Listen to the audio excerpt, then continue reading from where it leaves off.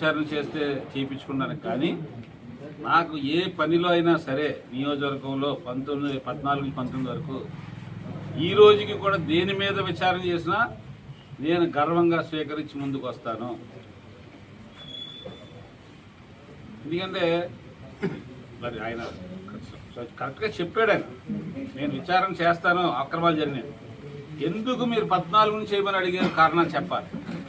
ఎందుకు మీరు విచారించలేకపోయారు, కారణాలు చెప్పాలి. కానీ ఇప్పుడు భవిష్యత్తులో 19 నుంచి 24 జరిగిన అవకతవకల మీద విచారణ చేయమని నేను కోరతాను. అవకాశం వరకు చేయించడానికి ప్రయత్నం చేస్తాను. అంతేగాని ఎవరో ఏదో సవాల్ చేస్తే అప్పుడు చేయండి ఇప్పుడు చేయండి అని దొంగదారులు దొంగ మాటలు చెప్పను. నేను విచారణకి ఎప్పుడైనా విచారణకు సిద్ధం. ఎవరు చేసినా నా 14 నుంచి 19 వరకు చేసినా నేను విచారణకు సిద్ధం. మళ్ళీ దాన్ని 14 నుంచి కాదు 9 నుంచి చేయండి, 9 నుంచి కాదు 19 నుంచి చేయమని కోరుకునే స్వభావం నాకైతే లేదు. అంత ధైర్యం ఉంది, అంత నిజాయితీ ఉంది నాకు. అదేవిధంగా ఈరోజు కూడా ప్రజావాణి అనే కార్యక్రమం పెట్టారు.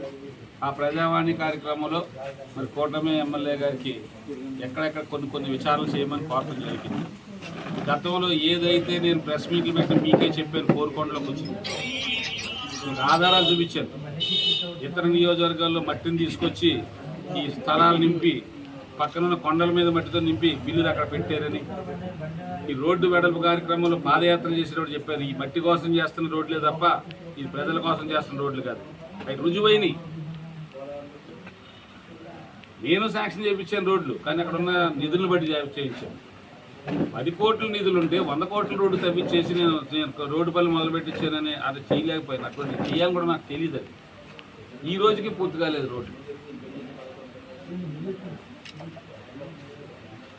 నేనైతే కోరతాను, మీరైతే చేపించలేదు కాబట్టి. సో మీరు ఆ విషయంలో ఇప్పుడు కోరటంలో మీ ఉద్దేశం ఏంటో, మీకు ఎందుకు అప్పుడు ఎందుకు చేయలేకపోయారు అది మీరు వివరణ ఇవ్వాల్సిన అవసరం ఉంది. సో అదేవిధంగా మీ అందరికీ తెలుసు, అధికారంలోకి వచ్చిన వెంటనే చంద్రబాబు నాయుడు గారు కూడా మెజిషియన్ కాదు. ఆయన ఏం మెజిషియన్ కాదు. మీ అందరికీ తెలుసు వాళ్ళు ఎందుకు రోడ్లు వేయలేకపోయారో, వాళ్ళు ఎందుకు జీతాలు వేయలేకపోయారో దీనికి అందరికీ ప్రధాన కారణం. మరి మొన్న జగన్ గారు ఒక ప్రెస్ మీట్ పెట్టి అప్పుడు 100 కోట్లే ఉంది, నేను వచ్చాక 7,000 కోట్లు వచ్చింది అన్నాడు. 5,500 కోట్లు మొన్న వచ్చినాయి, మనం వచ్చినాక తీసుకుని దాన్ని కలిపి చెప్తాడు. అక్కడ ఖజానాలో 100 ఉందా, 25 ఉందా, 50 ఉందా కాదు, రావాల్సిన దానికంటే ఎంత అప్పు చేసి వెళ్ళిపోయారు అన్న దానికి ప్రధానం.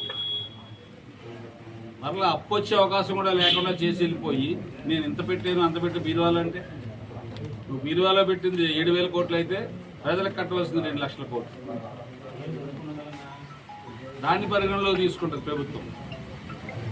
కాబట్టి ఖచ్చితంగా వచ్చే మార్చి కల్లా ఆర్థిక పరంగా రాష్ట్రాన్ని ఒక స్థాయికి తీసుకొస్తారు కూటమి నాయకులందరూ కలిపి.